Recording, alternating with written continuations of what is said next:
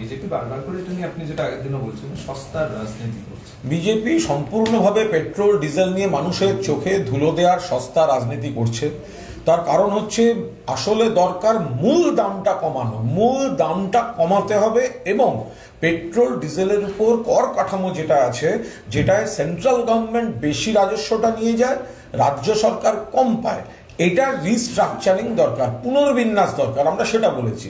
ঘটনা কি? ঘটনা হচ্ছে তেলের দামটাকে বাড়িয়ে দেওয়া হচ্ছে। এবার কেন্দ্রীয় সরকার যেহেতু বেশি টাকা পায়, ফলে কেন্দ্রীয় সরকার বিপুল লাভটা নিয়ে যাচ্ছে এবং সেখান থেকে তারা একটা অংশ আচমকা এই কোণঠাসা হয়ে মানুষের বিরক্তি দেখার পর, উপনির্বাচনে গোয়ারা হারার পর, বিরাট ধাক্কা খাওয়ার পর তারা একটা ভাব দেখাতে চাইছে তারা ছাড়ছে। কিন্তু বাস্তব তো সেটা নয়। বাস্তব হচ্ছে তুমি কত ছাড়লে, আমি কত, আরে তুমি বেশি পেয়েছো, তুমি ছেড়েছো, আমাদের কম, আমাদের ছাড়ার আগে তো ভাবতে হবে, আমাদের দেখতে হবে। তুমি আগে সমান আনো যে প্রতি লিটার পেট্রোল বা ডিজেলে যে কর উঠছে, তাহলে তুমি কেন্দ্রীয় সরকার আর রাজ্য সরকার সমান করো, করটা আগে সমান করো।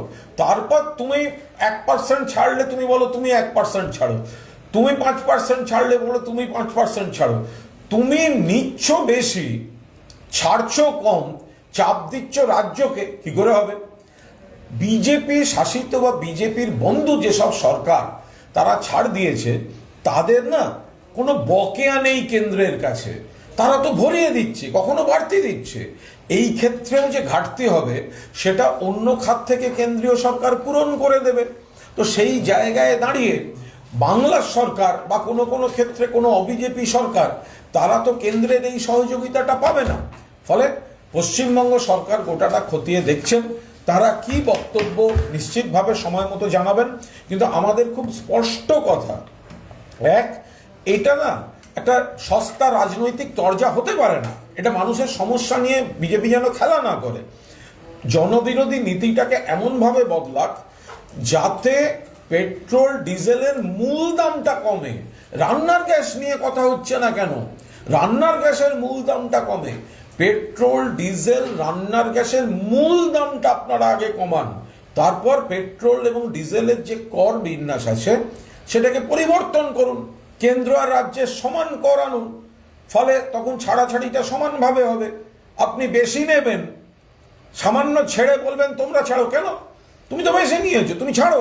তুমি ছাড়তে ছাড়তে আগে রাজ্যের সমানে এসো, তারপর তো ছাড়ার কথা আসবে।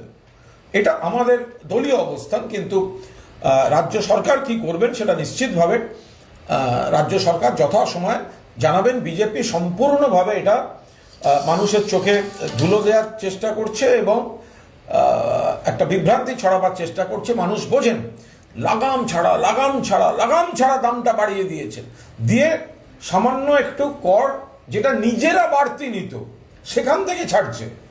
তো ফলে এই জায়গাটায় দাঁড়িয়ে তারা যত এই ইস্যুটাকে বিভ্রান্ত করতে চাইবেন, তত মানুষ এককাট্টা হয়ে বিজেপির এই সস্তা রাজনীতির বিরোধিতা করবেন। এটা কি চাপ বাড়াচ্ছে রাজ্য সরকারের উপরে?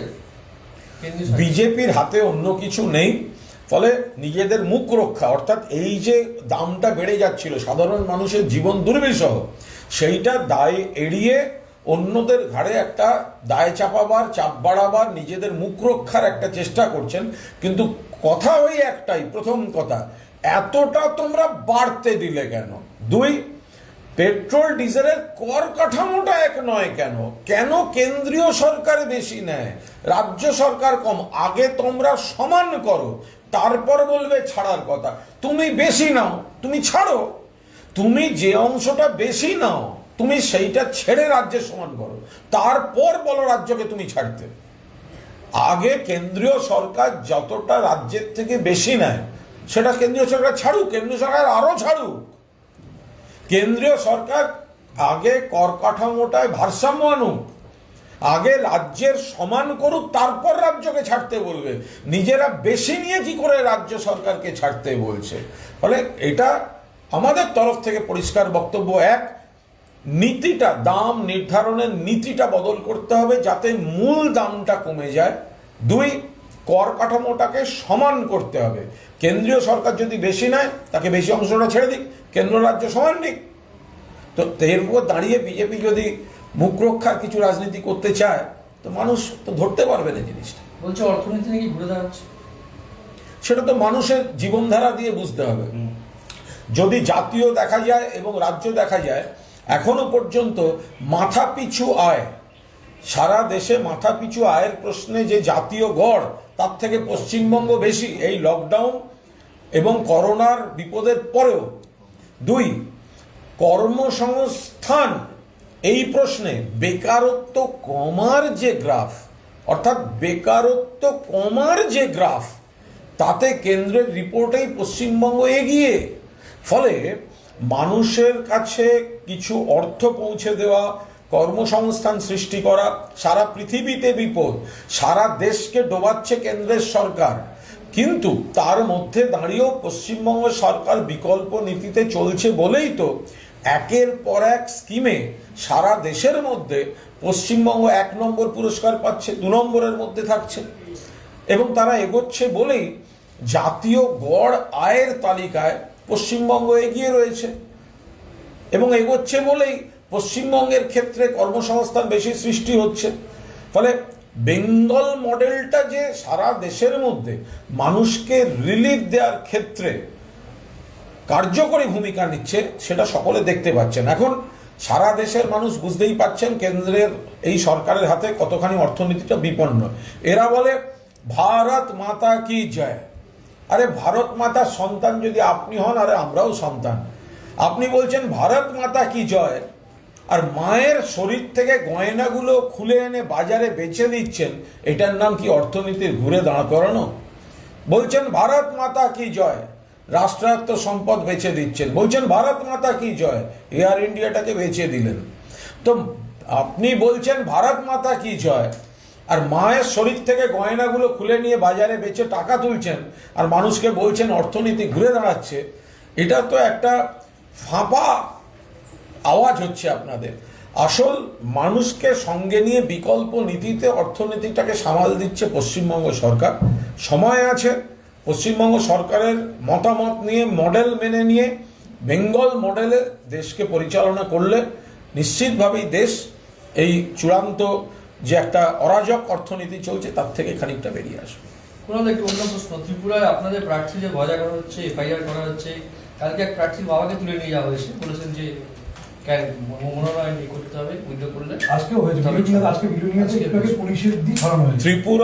ত্রিপুরায় বিজেপি তারা বুঝতে পারছে তারা জনগণ থেকে বিচ্ছিন্ন হয়ে গিয়েছে, এবং ত্রিপুরায় আগামী বিধানসভা নির্বাচনে তৃণমূল কংগ্রেস সরকার গঠন করবে।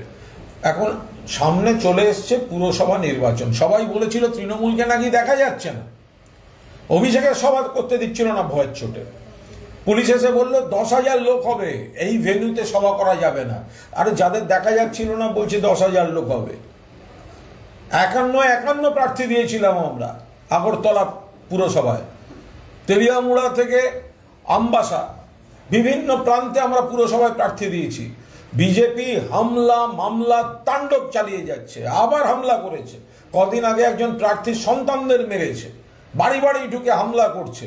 পুলিশ নিষ্ক্রিয়, ওদের রাজ্য নির্বাচন কমিশন ঠুটো জগন্নাথ হয়ে বসে আছে, পুলিশ দলদাসের ভূমিকা পালন করছে।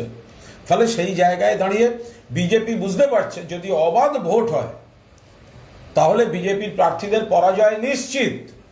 কেন হাত পড়বে? যদি সিপিএম এর গায়েও হাত দিয়ে থাকে, বামেদের গায়েও হাত দিয়ে থাকে, কেন হাত দেবে? কিসের জন্য হাত দেবে? তৃণমূল কংগ্রেসকে নাকি দেখা যাচ্ছিল না। আরে তৃণমূল কংগ্রেস যেদিন আগরতলার উপর মিছিল করে 51টা প্রার্থী দিয়েছে, সেটাই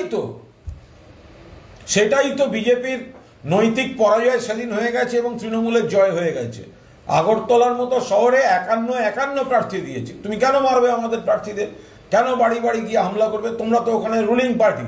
তৃণমূল তো সবে 2-2.5 মাস ধরে একটু সাংগঠনিক তৎপরতা দেখিয়েছে, কিন্তু মানুষ যেভাবে গ্রহণ করছেন তৃণমূলকে, সেখানে আমরাও বলেছি যে যারা বামেদের ভোট দেন, যারা কংগ্রেসকে ভোট দেন, একটি ভোট এবার নষ্ট করবেন না। যারা মনে করেন বিজেপির পেট্রোল ডিজেল রান্নার গ্যাসের দাম বাড়ানোগুলো ঠিক, ধর্মের নামে রাজনীতি ঠিক, তারা গিয়ে বিজেপিকে ভোট দিন। কিন্তু যারা মনে করেন পেট্রোল ডিজেল রান্নার গ্যাসের দাম বাড়ানো ঠিক নয়। যারা মনে করেন ত্রিপুরা 10,323 জন শিক্ষক শিক্ষিকা নিয়ে ছেলে খেলা করেছে বিজেপি, যারা মনে করেন ত্রিপুরা সরকারি কর্মচারীরা বঞ্চিত, যারা মনে করেন ত্রিপুরায় কোনো উন্নয়ন হয়নি, বামেরা ফেল করেছে, কংগ্রেস মুছে গেছে, সেখানে দাঁড়িয়ে আমি বামপন্থী যারা সমর্থক ভোটারদেরও বলবো, প্রার্থী যদি দেয়াও থাকে আপনাদের, ভিক্ষা নয়, চাইছি ঋণ, জোড়া ফুল চিহ্নে ভোট দিন। এবার একেবারে সরাসরি বিজেপি বনাম তৃণমূল, কোনো ভোট নষ্ট করবেন না। আপনি যদি রান্নার গ্যাসের দাম বেশি দিয়ে কিনতে চান, বিজেপিকে ভোট দিন। আর যদি বিজেপির নীতিগুলিকে বিরোধিতা করতে চান, আপনি যে রাজনীতির দলের সমর্থক হোক, ভোটটা এবার তৃণমূল কংগ্রেসকে দিন, এবং মানুষ দেবেন। এইটা বুঝতে পেরেই তৃণমূলের উপর এই ভয়ঙ্কর আক্রমণটা শুরু করেছে ভারতীয় জনতা পার্টি। রাজ্য বিজেপিতে কি হয়েছে বলুন তো? জয়বাবু দল ছাড়লেন, মোদীকে চিঠি দিচ্ছেন দল ছাড়ার, আবার দিলীপ ঘোষ তথাগত রায়কে বলছেন দল ছেড়ে দিন। এটা কি হচ্ছে? রাহুল সিনহার সঙ্গে একটু সংলাপ। রাহুল সিনহা বলছেন অনেকেই দল ছাড়ছেন, তারা হতাশায়, আমরা যোগাযোগ করতে পারছি না, আমাদের দোষ। না, বিজেপির যা যা এখন হচ্ছে, আমি দেখলাম সুকান্ত মজুমদার বলেছেন তৃণমূলকে কুয়োর ব্যাংক বলেছেন। আরে যে দলটা দুবার জলটা জন্মের পর থেকে দুবার কেন্দ্রের সরকার পরিচালনায় অংশ নিয়েছিল, যার রেলমন্ত্রী সারা দেশ জুড়ে কাজ করেছেন, সেই দলটাকে কুয়োর ব্যাংক বলছে। বিজেপি আসলে হচ্ছে হাইব্রিড শকুন। এই হাইব্রিড শকুন হয় একটা প্রবলেম তৈরি হচ্ছে। তো এই হাইব্রিড শকুনের কিছু অভ্যন্তরীণ ইনহেরেন্ট প্রবলেম আছে। আদি বিজেপি বনাম তৎকাল বিজেপি বনাম পরিযায়ী বিজেপি, তো যা যা হচ্ছে তাসের ঘরের মতো ভেঙে পড়া সার্কাস। তো এটা তো আমরা বিধানসভা নির্বাচনের আগেই বলেছি, বিজেপিতে তো কেউ ভালোবেসে থাকে না, ভালোবেসে যায়নি। বিজেপিতে তো গেছে কিছু সুবিধাবাদী দলবদলু দাঙ্গাবাজ। পুরনো দিনের যারা বিজেপি করতেন তারা তো পিছনে চলে গিয়েছেন। আজকে তথাগত রায় দিলীপ ঘোষকে যে ভাষায় আক্রমণ করছেন, কৈলাস বিজয়বর্গীয়কে যে ভাষায় আক্রমণ করছেন, আর দিলীপ বাবু আবার তাকে দল থেকে চলে যেতে বলছেন। ওপাশে জয় ব্যানার্জি যা চিঠি লিখেছেন প্রধানমন্ত্রীকে, কোনো সুস্থ বুদ্ধি সম্পন্ন লোক যে বিজেপি করতে পারে না, এটা প্রমাণিত। দুই, বিজেপির উপর নির্ভর করা যায় না। সাধারণ যারা দলের নেতা, দলের কর্মী, তারাই নির্ভর করতে পারেন না, তাহলে সাধারণ মানুষ কি করে নির্ভর করবেন? তাই জন্য তারা নির্ভর করছেন না। একটা সাময়িক মানুষকে বিভ্রান্ত করে, যারা মানুষকে ভুল বুঝিয়ে জনবিরোধী নীতিগুলোর দিকে ঠেলে দিয়েছিলেন, ধর্মের নামে রাজনীতি করে দিচ্ছিলেন, রুটি কাপড়া ওর মাকান, মানুষের অধিকার, সমাজটাকে শান্ত রাখা, এর বদলে পেট্রোল ডিজেল রান্নার গ্যাসের মূল্যবৃদ্ধি, দেশের সম্পদগুলো বেচে দেয়া এবং নজর ঘোরাতে ধর্মের নামে রাজনীতি যারা করতে গেছিলেন, মানুষ ধরে ফেলছে। দলের নেতারাই যে দলটার উপর আস্থা রাখেন না, যারা নিজেদের মধ্যে কাদা ছোঁড়াছুড়ি করে যাচ্ছেন, তো কিভাবে? আগে ভাই দলকে সামলা, পরে ভাববি বাংলা। তো এই তো বিজেপি। কেন্দ্রীয় খাদ্য সচিব বলেছেন যে প্রধানমন্ত্রী গরিব কল্যাণ অন্ন যোজনা নিয়ে তাদের কাছে কোনো প্রস্তাব আসেনি। এরপর মনে হচ্ছে যে নভেম্বর মাস থেকেই হয়তো বন্ধ করে দেওয়া হতে পারে এই প্রধানমন্ত্রী গরিব কল্যাণ অন্ন যোজনা। না, এটা সম্পূর্ণ প্রশাসনিক ব্যাপার। এটা নিশ্চিতভাবে যেটা রাজ্যের ক্ষেত্রে মঙ্গলের জন্য হবে, সেটা রাজ্য সরকার সেইভাবেই দেখে করবেন। যেটা এখন দেখা যাচ্ছে যে আয়ুষ্মান ভারত এবং স্বাস্থ্যসাথী, যে আয়ুষ্মান ভারত সবাই পাবে সবাই পাবে সবাই পাবে, আলটিমেটলি দেখা যাচ্ছে বাড়িতে স্মার্টফোন থাকলে পাবেন না, এই পাবেন না, ওই পাবেন না, সেই পাবেন না, হাজার ঝামেলা, অর্ধেক লোকই পাচ্ছে না। কিন্তু স্বাস্থ্যসাথী, বাড়ির কোনো মা বা বোনের নামে কার্ড, সবাই পাবেন, এত টাকা অবধি পাবেন, এবং বিপুল সংখ্যক মানুষ সেটা অ্যাভেল করছেন। তো ফলে কেন্দ্রের যেগুলো উজালা, তো একবার গ্যাস নিলেন, তারপরে দাম দিতে পারছে না, লোকে ছেড়ে দিচ্ছে।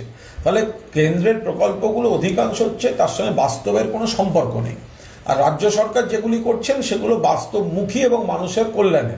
ফলে যেটা বাংলার মানুষের জন্য ভালো হবে, দেশের মানুষের জন্য ভালো হবে, তৃণমূল কংগ্রেস ঠিক সেই নীতির উপর দাঁড়িয়ে থাকবে। খাদ্য সচিবের যুক্তি হচ্ছে যে খাদ্যশস্য খোলা বাজারে পাওয়া যাচ্ছে, অর্থনীতি ঘুরে দাঁড়াচ্ছে, ফলে নতুন করে আর এই যে প্রজেক্ট গত 2 বছর ধরে দেখা যাচ্ছে না, এটা কোনো কাজের কথা হতেই পারে না। তার কারণ হচ্ছে যে রাষ্ট্রের কর্তব্য হচ্ছে যারা গরিব মানুষ বা দারিদ্র সীমার নিচে থাকেন, বা যারা এই বিশেষ করে এই কোভিড পরিস্থিতিতে আরও যখন অর্থনীতিটা দুর্বল হয়েছে, সেখানে রাষ্ট্রের কর্তব্য হচ্ছে নাগরিককে সার্বিক সুরক্ষা দেয়া, যেটা বাংলায় যদি দেখেন বিভিন্ন স্কিম দিয়ে কার্যত প্রতিটি পরিবারকে যেখানে দরকার সেখানে সেই সুরক্ষাটা দেয়া হয়। এই সুরক্ষা দেওয়ার দায়িত্ব থেকে নানাভাবে কেন্দ্রীয় সরকার পালিয়ে যাওয়ার চেষ্টা করছে। এইটা কিন্তু অত্যন্ত উদ্বেগজনক প্রবণতা।